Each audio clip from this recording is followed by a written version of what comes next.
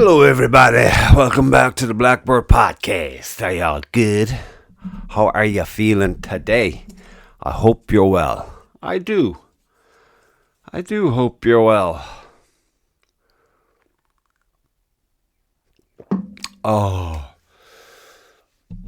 So, I must say a big thank you to Nick and his team.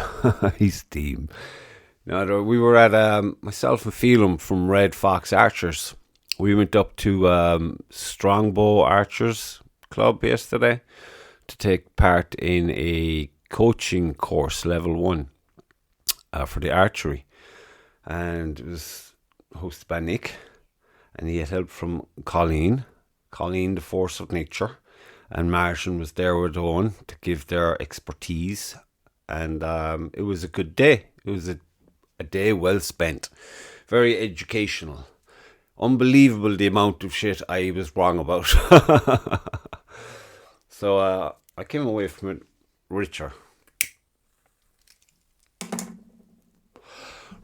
and lots of things to do and redo, and it was cool.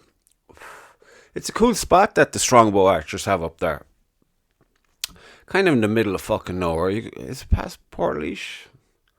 I forget the actual address, but it's pretty much in the middle of nowhere. But handy enough that it's, once you get off the motorway, 5 minutes you're there, kind of thing. So, you won't be getting lost. I took one wrong turn, alright, but that's to be expected. Arguing with the phone. What the fuck? But anyway, no, it was a good day. But that place Strongbow Archers have is awesome. They have a massive hall there. They have loads of little off rooms that you can, for storage or for even doing like yesterday. I don't know how many of us were there. Was there 14 or 15 or something like that? And except for the cold. It's biting fucking cold up there. But other than that, super spot. Any club would be delighted to have it. It's really loads of potential there. They have a great freedom regarding the timetable there. I think they're the only ones using it. But no, it's pretty cool spot. And like I said, the archery coaching course, see, we've only one guy in the Red Fox Archers, that's Keith. Keith's got the level 1. He's going for level 2 shortly. But he's got the level 1 field archery instructor course done. So myself and Phelan, he asked us to do it. We said okay, to help out with the club so he won't get demented. He doesn't have a mental breakdown because he gets overwhelmed with all the, well, anyone would, with one person taking care of all that kind of jazz. Spread the load, folks, spread the load. But when I was asked, I was like, for a split second thinking, what the fuck, really? I'm not the guy for that. But I said yeah anyway, because, starting a new club, you want to be proactive. So I went along there yesterday and it was very, very informative. I found it was very informative. It was nicely laid out. There's a lot of information there. I mean, we got this cool little folder here with all these, I suppose, homework, because it's not like you go and you do an instructor's course and that's it. Like, this is just the beginning of every other day, where you're just getting your map of things to do, the right way to do things, why it's the right way to do it. It was very informative, very good. And these now will be my Bibles. These will be the only things I will refer to. And I imagine refreshed editions going forward, if there are to be any. But it's comprehensive. There's a lot of information to be had in them. You get the level 1 field archery instructor's basic manual. And then you get a field archery manual, IFAA. And there's an archer's handbook, International Field Archery Association. And then you have shooting styles of the IFAA. And I only it was only yesterday. It was quite a bit of a drive, but It was worth it. So this evening now I'll start going through these. I'll start with what refers to me and what I'm, my, whatever, which is fucking everything. Even the way you shoot the bow. It's like, fuck, did I forget so much? There was like, I forgot everything because I was like a fucking newbie there yesterday. They were doing like, you're in like a classroom environment and there's the projector thing and then there's discussion and then we go down to the hall, shoot our bow, and on 2 occasions. And as it was going along, you're thinking, okay, number one, the information we get is excellent. And for me, a lot of it was fairly kind of, well, it was different. And, bow types, categories, why they're so, and blah, blah. And the little thing that'll make the same bow a different category. All that kind of stuff. Lots of nerds now who just love to read the rules online and all the bullshits everywhere. All these fuckers, calm down. I'm just giving you my perspective. And my perspective is, Jesus, I thought I was doing okay. And I was doing it all wrong, pretty much. And it's a simple thing is like stepping to the line. My standing there was wrong. The way you have like a shooting procedure for yourself. You step up to the line, you'll knock your arrow to your bow, and then you lift it up and do all these things and shoot, hit the target, whatever. But even stepping up to the line was wrong because I had a toe, we'll say, on the left foot, nearly facing in the direction of the target, which puts you off. You're not so fucking steady.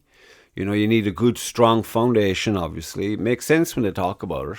All the way up to the hips, the knees to the hips, to the shoulders, all in a straight line, facing the one direction, especially the toes.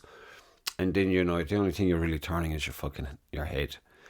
And even the way you lift your bow and then draw your arrow.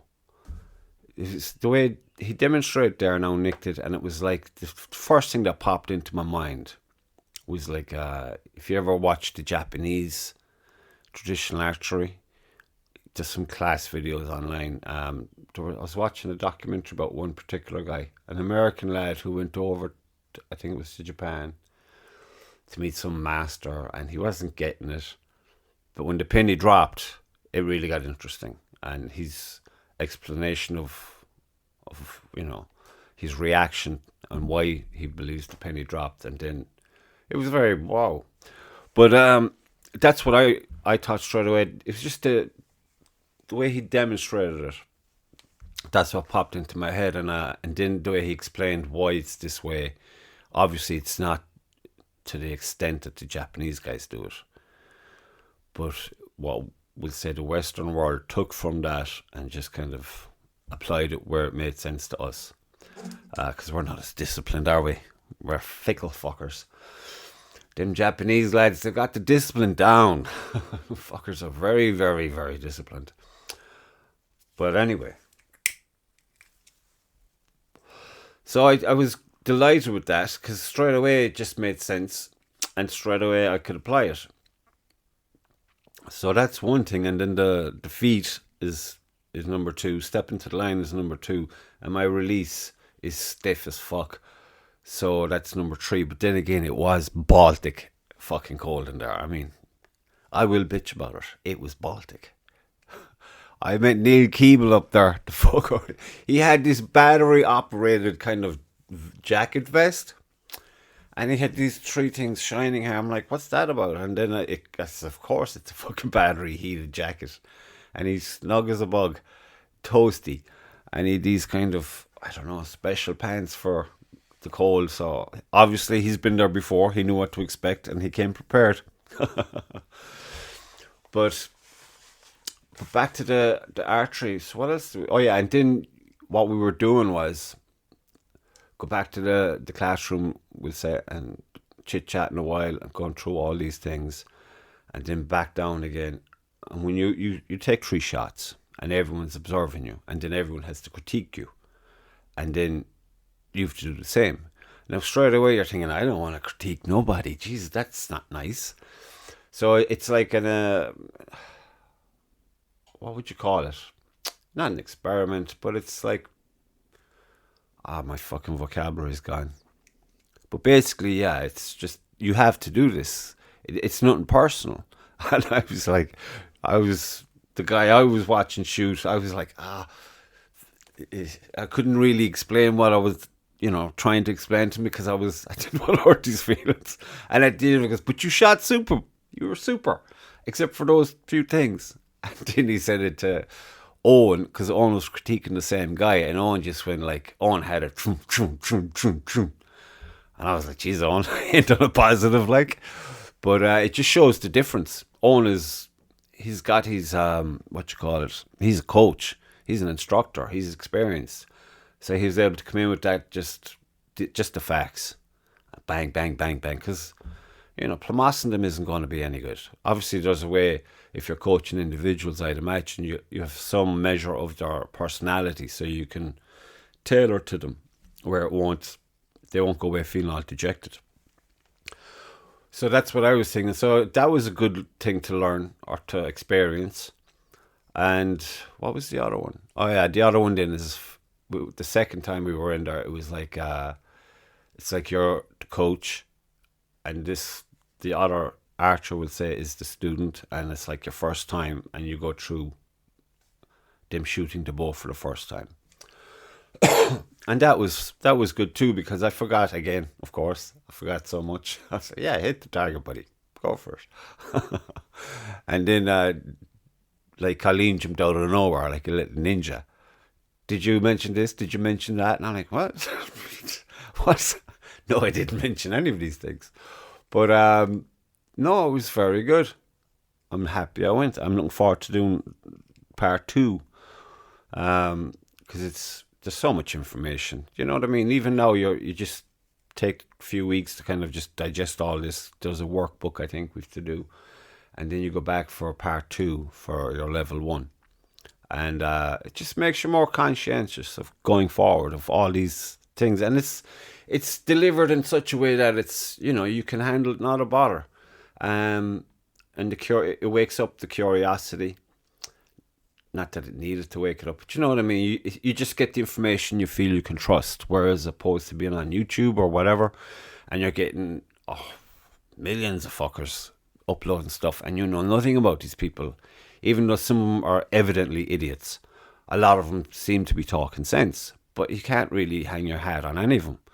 So when you're going to an official fucking archery instructor's course by the governing body, it gives you peace of mind, because okay, I can stand on this. My hat is hanging firmly on this, and I can devote the time and the practice and energy to it, and feel confident that if I just apply it, I will be a better archer for it, and maybe a good coach for some poor misfortunate in the future. So it was really cool. I was very happy about it. There's stuff there I have to do yet. So yeah, you've loads of homework. Even today I got an email I have to read in regards to it. So I'm setting aside like some time now, some blocks of time in the evenings to address this and get this down and done, so I have a good foundation going forward. So yeah, that's what I was doing, folks. Back to school. Education.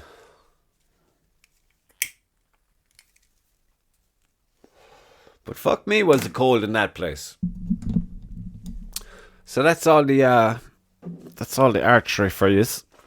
It's very good. It's very good, and I would recommend. I think you have to be shooting and in a club. Would say, is it 2 years before you? I suppose because you acquire experiences and stuff, and you'll hit a few walls of your own, and you'll overcome them, or maybe you won't, but you persist. So by the time the 2 years roll around, going there is a benefit to you, big time. It's a huge benefit. And you're in a place where you know more what they're talking about because you've lived it. It's what you do. And fuck it, I'd recommend it to anybody who's on the fence about it. I didn't think I would, but I'm all in. I'm all in. It's very good. Unless now, because you have to be vetted by the Gardaí, Síochána. Unless that comes back now, I don't know. Maybe I forgot something once upon a time. You know the way, because I was saying it to Phelim and Keith. We were we were at the woods the other day because we have a walkthrough and see what needs to be done because our first shoot is coming up in February sometime soon, a few weeks from now. So we had a walk through the woods, see what needs to be sorted, where it needs to be new pathways maybe need to be sorted out. There were some suggestions about walkbacks or whatever we wanted to address. Make it better for everybody. And so we were talking about going to do the course, and I think Phelim was saying, did you do this? Did you do that? Did you get your forms? Did you get your photocopies? And I didn't, of course. So I was like, okay, I better do that. And then we were on about the vetting, the Garda vetting, and the fact that Phelim is a guard. I figured who better to ask. So I just asked the question. How far back does that go? You know, I thought it was a valid question. I didn't think anything of it, but the two boys just burst out laughing like, oh fuck. What did you do? Did nothing. But it's like when you think, okay, Garda vetting, that's not a problem. It shouldn't be a problem. And you fill out the form and you send it in, and for some reason you're thinking, will that be a problem? And you're trying to think, you're rattling through your brain, and you know in your heart to heart it'll be fine. But for some reason you're thinking, or is it? Is it fine? Because you know how forgetful you are. But alas, I'm sure it'll be fine. I hope it'll be fine. So they started fucking laughing. And I was like, I don't know what to think of that. I didn't think it was funny. I thought it was a genuinely good question. So, obviously, if you're dealing with people, because you'll be dealing with a whole fucking age group, you know? So you need to take actions and make sure that you're not a fucking whack job. You know what I mean? And that everything will be as it should be.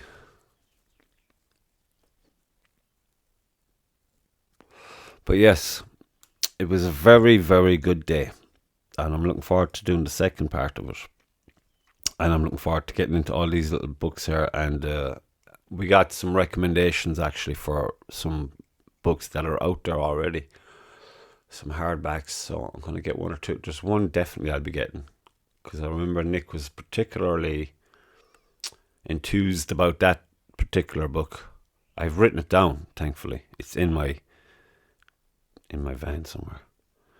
So yeah, I would if that's so if it is something you want to do, you should do it. If you're thinking about it, trust me, it's well worth it, and you will definitely be rewarded. I was gonna say something there now, but it's totally fucking shadowed me. Where did you go? Dude, I'm trying to think now. What the fuck? So yeah, that's all I'll say about the archery for now, because lots of homework to do, lots of catching up to do. So I would say again, thank you, Nick. Super job. Thank you, Colleen, as ever. Always, how would you say, has an energized way of expressing some facts for you. And Margin, sorry, I'm idiot. But I think that's, no. You and Owen, thank you all. You were all very, very cool yesterday. And it was an enjoyable day. And everyone else that was there, I had a good laugh with everyone there yesterday. I look forward to seeing you all at the shoots. And yeah, that's it. What else is going on in this crazy world?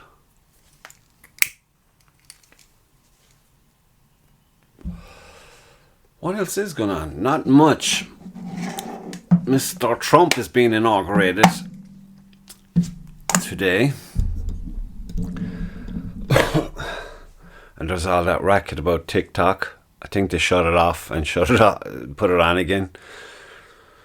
Everyone's going on about Trump will save them. I think, if memory serves correct, in his initial term as president, it was Trump who initiated the whole ban TikTok. But now he's like, let's not ban TikTok. I don't know. You never know what these people who move around in that sphere of the world will be at. But they understand the power of showbiz. And a lot of it is showbiz. So who knows what's going to happen to the rest of the world with Mr. Trump's presidency. I hope it's a good one. Obviously, he seems like someone who's going to be all about America, as any leader of any country should be. You know, self-interest first. Over the last 6-10 years, this does not look like that's the case.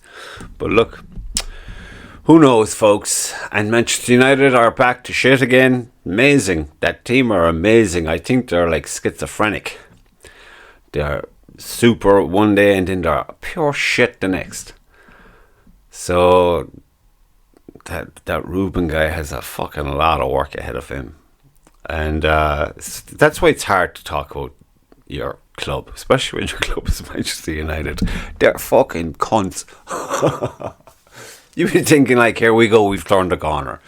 No, you're in a lot of corners around you. Plenty of corners. So fuck that. Fuck them. So now I'm just going to get my boat together, actually, because I'm going shooting. I'm going shooting, folks. I'm going shooting for an hour. 20 yards. Got to practice. Got the indoor nationals coming up. Very close. Any day now. So, yeah. So, I hope you're all well. This is short and sweet. And talk to y'all soon. Now, y'all be good now. You hear? Bye-bye.